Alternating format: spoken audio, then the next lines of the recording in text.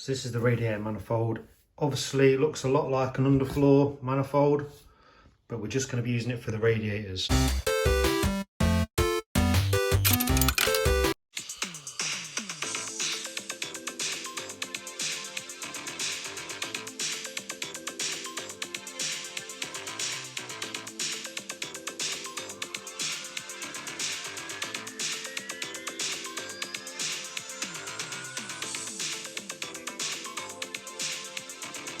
What's up guys, happy Sunday.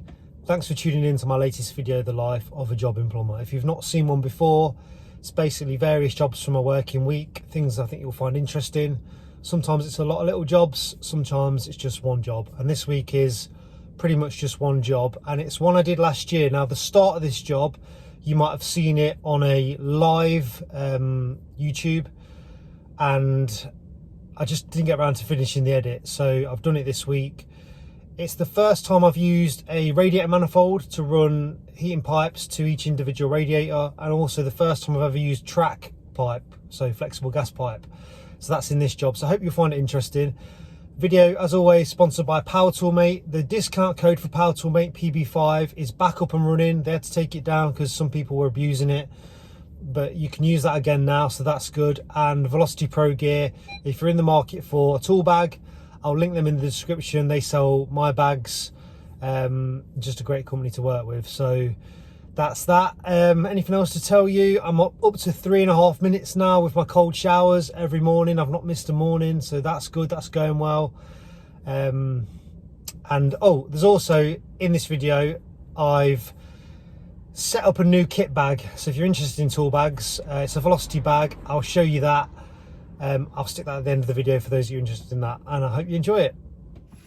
Most of you will have seen this before, and most of you will already have this tool, but if you've not seen it, if you've not got it, I highly recommend this for ripping out. It's a dream.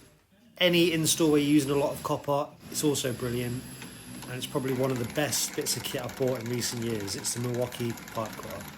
So I'm on the 28mm primaries, cut straight through that, and then straight onto the 22 without changing any settings. The only settings you've got on this are forward and reverse. So forward cuts, reverse resets it. So straight through the 22 and then onto the 15, and it cuts that as well. So it's really good for ripping out. One of the best bits of kit I've ever bought. The wheels, the replacement wheels are easy to change. So yeah, I'd highly recommend it. If you want to get one, try on Power Tool, mate. See if they've got them in stock. Obviously use PB5, save yourself some dough. So these are the tanks up in the roof. Obviously got the cold water storage system, and then the header tank just there. So because we're putting a combi in, this is all coming out. Look at these beautiful old valves though. It's a thing of beauty. I bet that still works. I'm probably going to keep them, not to reuse them on a job, but I don't know, I'll take them home, I'll do something with them. I tend to keep stuff like that. There's another one there. And then we've got, this is the cold feed to fill this tank. Nice lead main coming up. So obviously that's going to be gone. I've got to find out. I didn't see that in the bathroom, so I'll find out where that comes from. But yeah, it's all coming out now. It's like someone's dropped a bag of crisps up there. I'm such an idiot. That's the cold in. That lead pipe there was the overflow. Sorry about that. So I've just ripped the back boiler out. I say ripped. Undid those connections. I had to cut that one because that one wouldn't undo. Gas, power, and then the flue just on them self tappers, but it literally pulled out. That's the old flue liner there. That's the copper primaries, flow and return that go through the wall into the bathroom. That's the gas pipe there. That's central heating, they went through, if you can remember. I don't know if I've even filmed it, but there was a pump here, and then that went into the floor there. Central heating flow and return came all the way across here. This was where the staircase was, if you remember that. There's some heating pipes there, but most of it's been stripped out now, ready for the new. Hanging the rads, leaving them in the packaging, because like this wall is finished, painted, but this is still to be skimmed. I don't know what's going on here. I mean, that's some of the worst timber framework you'll ever see. But the guy who's doing this work, I don't know. Anyway, you can see we're hanging the rads and leaving them in the packaging. Just put a temporary supply in for the plasterers to fill their buckets on site. And I thought I'd make a quick short video on how to pull a 180 in 15mm copper. Right, it's dead easy. So we've got pipe bender, guide, the piece of copper we're going to bend, the offcut copper we're going to bend, and then the trusty offcut and a pencil. So pop this in and pull a 90 on it. Probably just going to allow about that much at the end. Now the only tip I'll give you here is just pull it a bit over a normal 90. So pull that, we won't stop there, we'll just go a little bit further. Okay, so that's that. So now we're going to take it the opposite way, drop it back in the bender, hold it there, and with our offcut, line that up. You can see there we've created our 180. We're going to mark that on the pipe and then just go lengthways as well to make it into a cross. So with that, you can see that cross on the pipe there. Pop it back in the bender. And then the cross, you just want to get on the edge. So about there of the former. You see it there? It's right on the edge. The middle of the cross is right on the edge. So it lines up with that bit there. And then just look at it to make sure it's straight. And then, let's hold it on the camera, bend it 90, and it should bend all the way around into where we offered it at the start. You can even go past it and your guide will drop out. And then the only thing you've got left to do after you've done that is if you want it to be absolutely perfect, you'll just have to give it a little tweak, but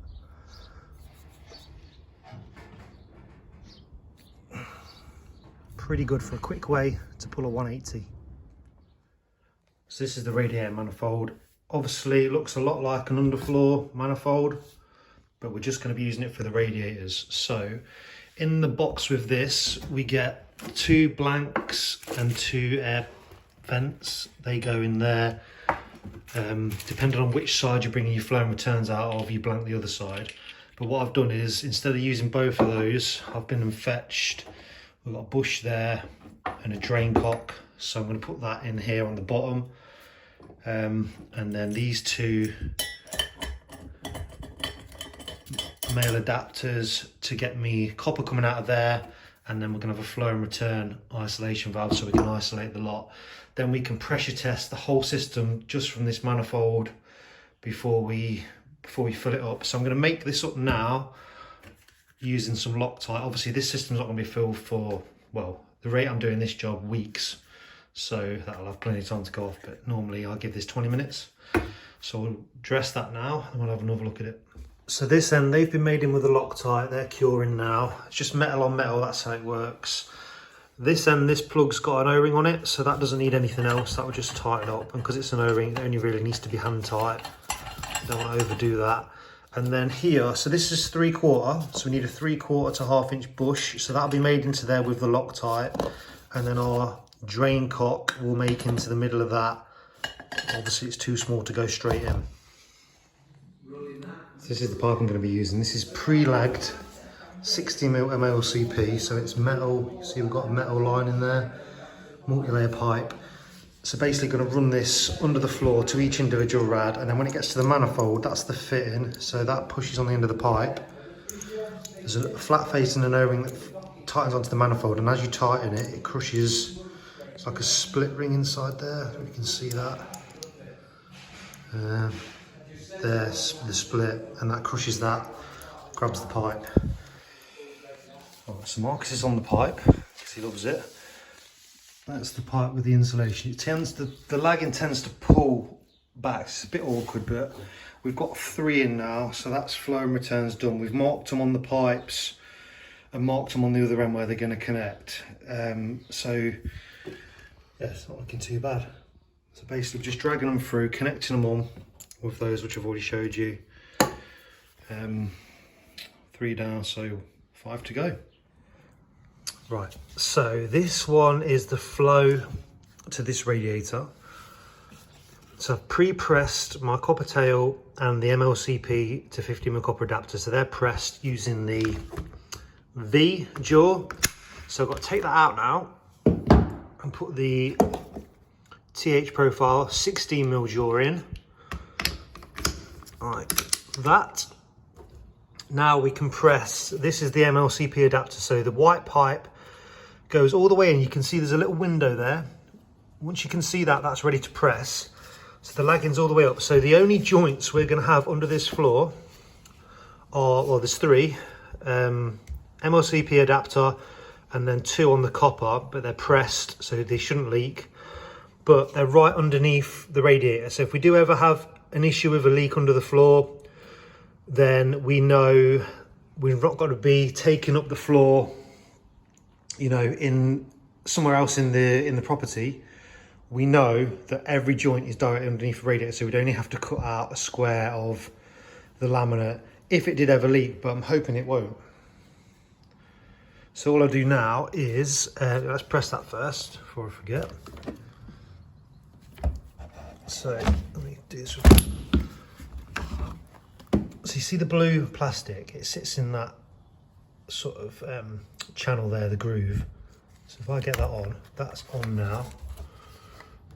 Like that, and then we just press it. And then you'll see two crimp marks. There's two O-rings inside the fitting, and that's the two crimps. So that's completely done now, and then all I'm going to do is fish this under the floor. Go on there. I'll get some paste in a minute, but basically that will then go up into my valve like that.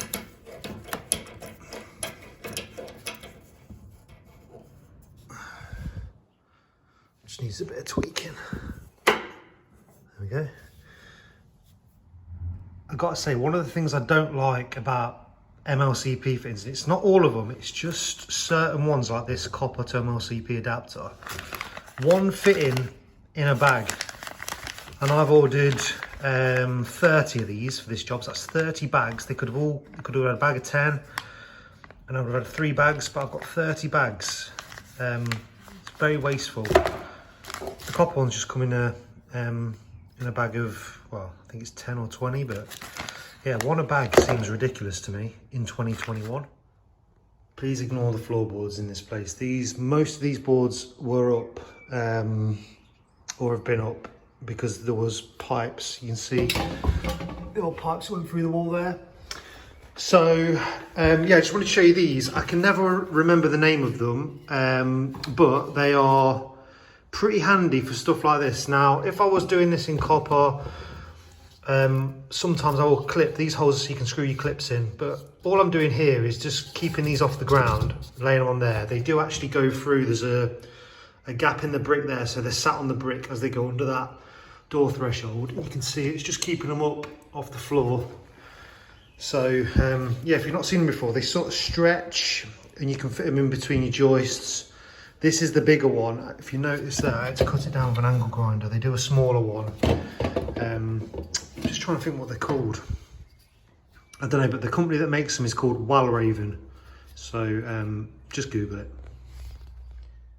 Right, so moving on to this radiator. I don't know if I've mentioned this because this job's been going on for forever, it seems. Left the radiators in the packaging. They're mounted on the wall just because I don't know what the decorator's doing and I don't want to cover my radiators in paint. So we've got the flow here that's going to go to this rad. So what I'm going to do is just cut this back slightly so that the lagging goes right up to the fitting. Then we're going to press that on.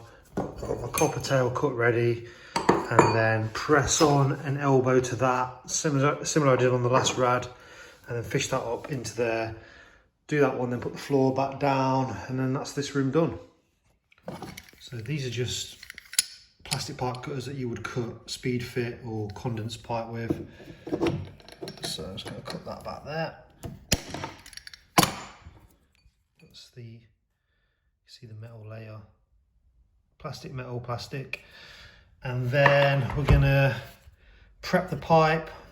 So it's this top one here, you've got couple of blades there, and they sort of ream out and chamfer the end of that pipe, so it takes the fit in. And there's the 2 O-rings on the inside. Oh, you can't quite see them, but notice how the bore of that is a lot smaller. So 16 mil, the rule is you take off 4 mil, because the internal bore of these fittings is normally about 4 mil shy of what the size of the pipe is. So that would be a 12 mil bore. And there's your 15 mil to copper. And you can put press fit onto that. You could solder onto that if you took the O-rings off before you soldered. You could put compression onto that. You could, I think you could put speed fit onto that as well. So you can see I've pushed that on now, it meets the lag in, and we've got the white pipe inside the viewing window, so we know that that's pushed all the way. So that's ready to press now. So bang that on. Blue sits inside.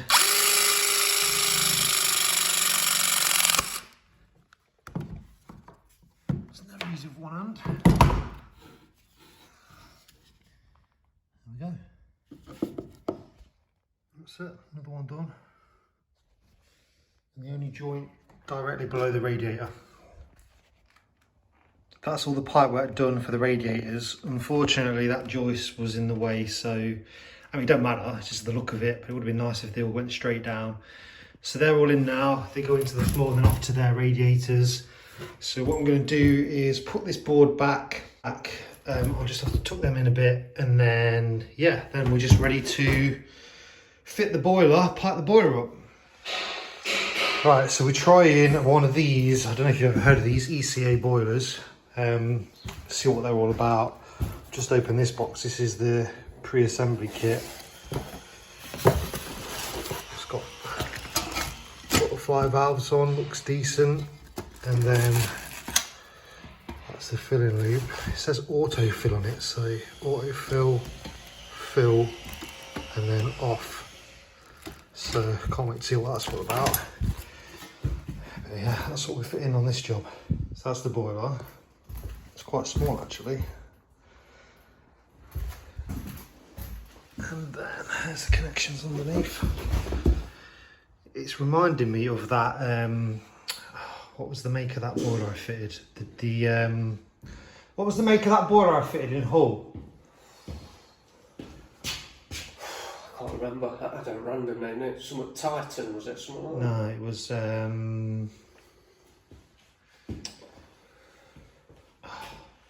Cosmogas Midens. I'll put you a picture of that up now. That's a job I did at my dad's place in Hull. Very much reminds me of that, and also reminds me of that Intergas Extreme I fitted. I don't know why, but yeah, let's get going. So the board's on the wall, got the connections done, and then this is the PRV, which I thought was pretty cool because that just slots through there and then connects in like that.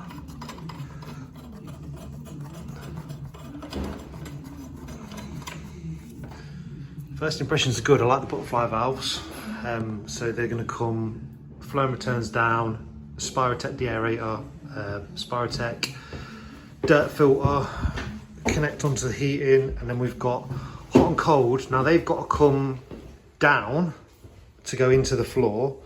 They've also got to go up into the roof. Now there's not really any room behind to do that, so they're going to have to come to the side and go up at the side of the boiler there. That's for the shower and to the kitchen, the hot and cold to the kitchen. So first time using this stuff, track pipe. This is by a company called Gasflex Systems. So because we've got to get from our gas meter under the floor to the boiler, we're going to run this, and then we'll show you how we put the fittings on, the instructions and stuff like that. But first impressions, it's pretty flexible, you can bend it, so we'll see. So time to connect the gas pipe. So here's the instructions. You've got a step-by-step picture of what to do, and then there's the fitting and there's the tape. So we're going to cut the yellow insulation off the pipe to expose the end. Cut it with a pipe cutter in between two of the corrugated bits. And then you just push the fitting on. Once the fitting's on, you remove this yellow collar, which is there. I think that's to keep everything together. There's like a split ring there, and there's a washer or a rubber seal inside.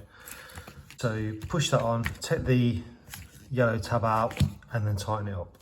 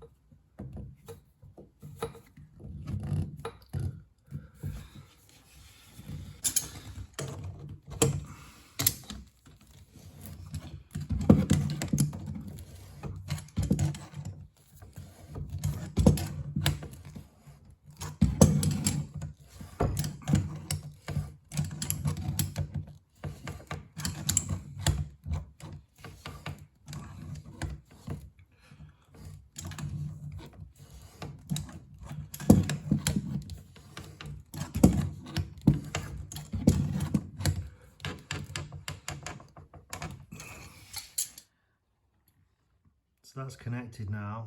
And once we've done our tightness test, we then wrap the, where's the tape? Use this tape to wrap any exposed metal. Well, there isn't any because I've done it pretty close, but that and this nut will wrap over that once it's past tightness test. One of the reasons why I left the wrapping on was for decorating. Didn't expect people to stick screws in, but let's hope that they're still in good nick. There we go. Just protects it from all the crap and all the other trades. The floor layers have been in, the painter, electricians. So these got a nice clean wrap there. There's another one here. Switch this off, have a look.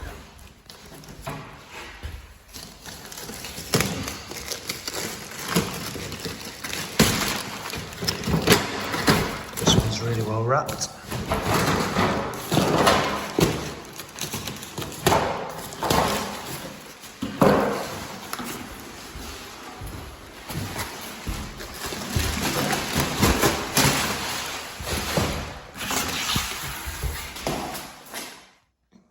Okay, so we have unpacked all the radiators, put the air peps and blanks in. So now I'm going to open the circuit up. And we've got this filling loop. Now, I'm not sure how this works yet, but I've seen online people always raving about this filling loop. It's got an off, auto and on setting. So I'm going to put it in the auto position, which is somewhere in the middle there. And I want to see if it just fills itself up. It's obviously telling me now error code because I've got no pressure. But I want to play around with this because I was under the impression that if you left on auto, it would sort of balance itself at a 3 bar maybe, and maybe I've got it completely wrong. Anyway, we'll leave it on for now.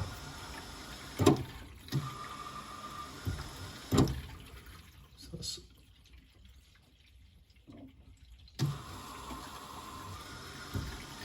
that's locked in.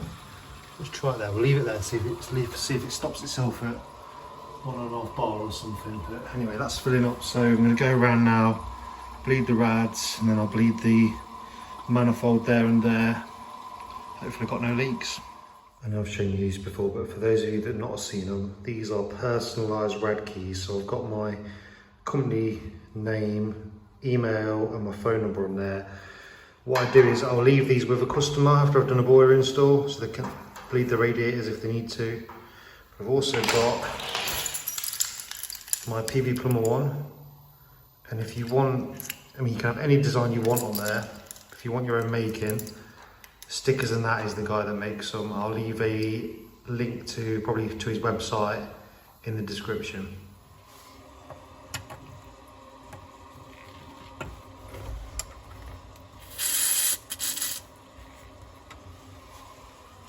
Right, so we're at 0.5. We're still in sort of possibly in the auto position, so I want to see if it gets to like 1 bar, does it stop itself or will it keep going up?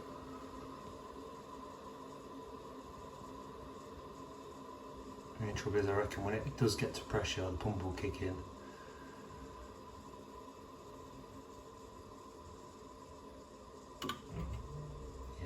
Air purge mode.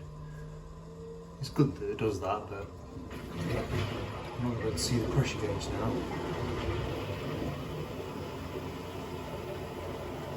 Still hear it filling though. So most modern boilers these days, they'll do an air purge mode. It's going to get all the air out of the heat exchanger, but I can still hear it. I don't know if you can hear it. You probably can't hear it now because of all the noise, but it's still filling.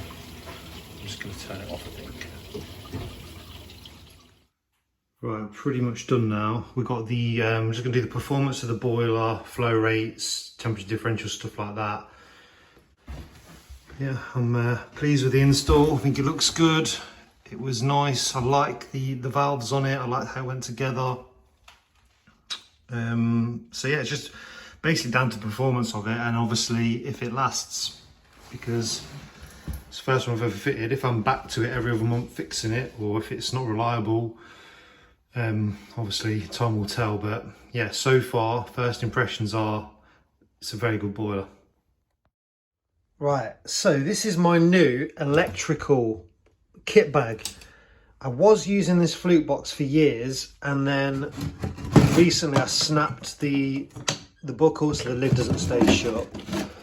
And basically this tray here used to come from that. So I was looking at this Velocity, this is the Velocity tester bag. I think it's the 7.5 tester bag. Just look on their site, it's called tester bag. Now it does come with a lid, a zip top and some elastic on it. I actually cut that off because I didn't want it on, I wanted it to be open. And then this sits nicely on top like that. So as a bag, it's a lovely size. The back side of it, it's just got padding so it goes against your hip. As I said, it does have a lid on, but I've cut mine off, so ignore that. Don't cut yours off, because if you cut yours off, you won't have any warranty on it if anything goes wrong. These bags normally come with a 3-year warranty, but I'm just showing you what I've done. So on this side, you've got a tape loop. I've got my mini spirit level in there. There's a little D-ring there, you get a strap on it. I've got my Nipex crimping tool in the side there. That's a good spot for that. On the front, you get these 3 individual pockets. So I've just got some tape, different colour tapes in them. And then this one, I've not got anything in it at the minute, but it's quite a big pocket. I probably will put some cable or something in that. As with all the Velocity bags, you get some Velcro so you can get your own initials or your own company logo and stick that on there to make sure everyone knows that bag's yours. So I've got some pen pockets there, decent size so you can get a fluke tester in there. I've got 2 marker pens, and I've got my proving unit which I've shoved in there so it won't move, so I can test my, let me just take that off there, see if I can do this with one hand. If I put that on there and push that, so that's proving that my tester is working before I use it on a job, so that stays in the bag there. Let me just put this back together. Okay, so this front bit, the strap's removable. Let's just take that strap off. So you've got vertical storage pockets here. So I've got a pair of Nipex, some screwdrivers, another screwdriver on my tester, some cutters, and then in this sort of middle bit, there's a little void. And I've got a Wearer screwdriver set in that sort of void there. Obviously with these bags, you can play around, put stuff wherever you want it. Whatever works best for you. Got my removable tray on the top, and then that's sat on this platform. This platform, when you lift it up, it's like fleece lined to protect your kit, and I think electricians would put their mega testers in here, stuff like that. You do get dividers as well, so you can space things off. But I've just got in here, so I've got my shrink wrap, my ferrules, and some different fuses. Got my Wago connectors, some spare bits of sort of cable I use, and then my fixings, screws and plugs. I've also got some zip ties, cable ties in that little box. What else have I got here? Some spare straps, torch, some earth, stuff like that. So whatever you want, it's quite a nice, decent sized space in there. You can put power tools in there if you wanted to. You could put your flue gas analyzer if you wanted to use it as an analyzer bag. That would fit in there nicely.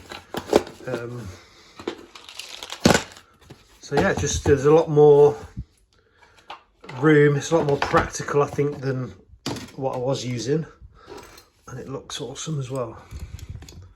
So let's just do that back up with one hand if I can. Like with all the bags, you probably, because you've got these D-rings here, you do get a shoulder strap as well. And like I say, it does have a lid on. It fully zips up to keep everything safe inside. If you were going to use it for your, whatever you're going to use it for, flue gas analyzer, electrical testing gear, it's just a nice size bag, and that's what I'm using.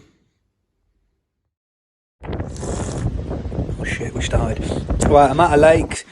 I've come to connect this caravan up to the gas. It's a fishing lake, and there's loads of caravans around it. You can buy and rent them and fish in the lakes all year round. It's proper windy, so I've had to mute the video and you can listen to my boring voice. There's the existing gas run, and we've got a 28 kilowatt Ariston in there and a 4-burner hob. That's the existing changeover that came on the van. We can't use that. Basically what that does, has a regulator inside, reduces the pressures in the bottle, 7 to 10 bar maybe, down to safe working LPG pressures. The new changeover almost looks exactly the same to the untrained eye, but incorporates an OPSO, an overpressure shut off, another safety device in case the regulator fails. And here we go, we got wrap over clips on gas pipe work. You know the drill, let's get rid of them. I'm out of breath, boy. Soldering on a Caravan is a big no-no, as you can see there, scorching the wood. You catch fire to a van, and some of these vans are 300 odd grand. Yeah, it's devastation. And plus the lateral movement of the vans moving with the wind and transportation, joints can become compromised. You've got gas leaks, so... Earth bonding, that's another very important issue, because I've actually touched a gas pipe before, well, you're odd, and it zapped me. Yeah, but the worst thing is the next van I did it again, so I'm a bit of a mong, so make sure they're bonded. Loctite 577, using the correct sealant for the correct job. If you're ever unsure, read the labels or contact the manufacturer or contact Gas Safe. Remember PTFE, Jesus. Anyway, I need a quick swig of my brew. There's 577 in action, good bit of kit. Only need a little bit, it's proper expensive. Wind it up a little bit and then give it a turn, job done. There's our pigtails, gas hoses, class 3, rubber, shelf life 5 years. Changeover always has to be sighted above the outlet of the bottles or we got an at-risk situation. If you've got vermin, squirrels in the area, make sure those hoses are armoured. They come with a 10-year shelf life and they can't chew through them. Thing is with these gas bottle connections here, they wind the opposite way to everything else in the world and it will catch you out. Don't use any paste, don't use any tape, just do them bareback. Is that right? You can't say bareback. Just natural. The machine fittings, give them a tight up, use your arms and get them done. And then that's just our data badge there, that'll go above the installation. We've bolted this on the van, some vans don't, some parts don't let you do that. They want you to put them on platforms and blah, blah, blah. But this is what we do on this part. And it'll just give you the ECV details, emergency service provider details, the date of the installation, so you know how old the changeover is. And the customer can contact Flow Gas or Cadent or whoever for any dramas. Using the correct fittings for the correct job. So we got gas press fittings there. It can be quite hard under vans pressing because all the pipe work and stuff in the way and access and crawling under vans. Oh, dead birds under their bodies, bin bags, you name it, fighting rats. So, but I've managed to do that one. It's all about how you press and in what order. Rule 1, shoes off in a van, don't be traipsing mud through people's living space. And just look at that, beautiful. Imagine that, tunes on, barbecue, fishing in the summer. Earth bonding, I'll get hammered off the Sparkies for that. But there is a Sparky coming out, who always does to sort stuff out like that and test the van. And then getting the gas through, so purging it and testing it. As you can see there, the bottle on the right is showing red because it's empty. And then you flick it over and the bottle on the left is full, so it'll show clear. And that's for the end user to know what bottle's in use and what bottle's empty. The automatic changeover inside, as long as both bottles are open, it'll switch over. So it'll keep the appliances running. And then the correct test equipment and the correct procedures and just, yeah, your skills and drills. Having the correct qualifications, LPG and caravans and the right equipment to test. There we go. And this is why you check your appliances, because that hob has got natural gas jets in. So, yeah, anyway. God, that was well odd. Anyway, got to go.